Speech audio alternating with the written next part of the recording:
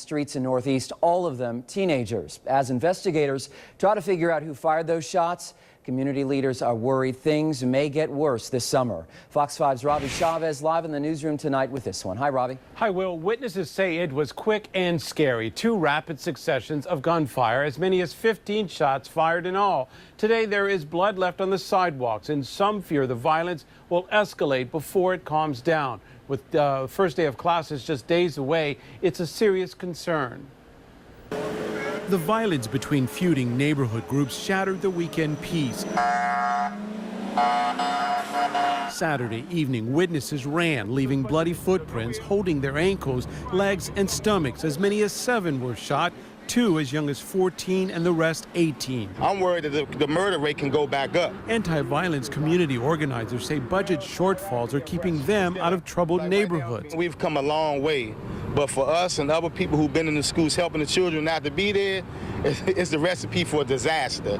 And I'm predicting if we're not in certain schools because of the climax on the street, that something will happen within the first 2 weeks. Witnesses blame feuding neighborhood groups for the violence, and many believe it may not be over.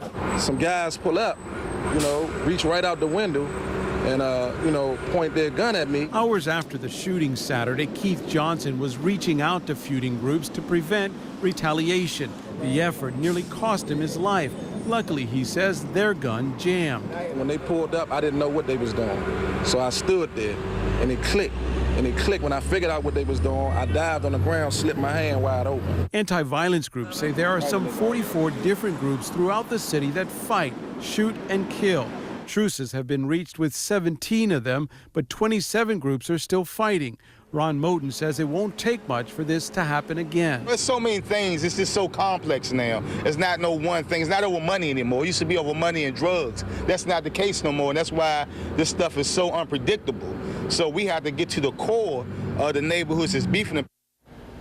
Now, the whole ordeal apparently started at a block party on Saturday and spilled into the streets near the Minnesota Avenue Metro station. Sources say city officials are looking into the possibility that party organizers did not have the proper permits, Will. Robbie, live in the newsroom tonight. Thank you for that. As a large crowd, detectives still do not know who's responsible.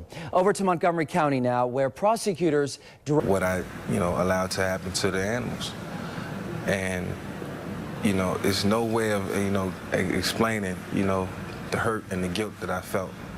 And that was the reason I cried so many nights, and that put it all into perspective. Vic signed with the Eagles last week. He'll make less than $2 million this season. Before his conviction, he had a $135 million contract. In last night's interview, he said he deserved to lose that money for what he did. Well, Tiger Woods, it turns out, is indeed human. For the first time in his entire career, he lost a major tournament when leading after 54 holes. Hakeem Dermish has your Sports Minute.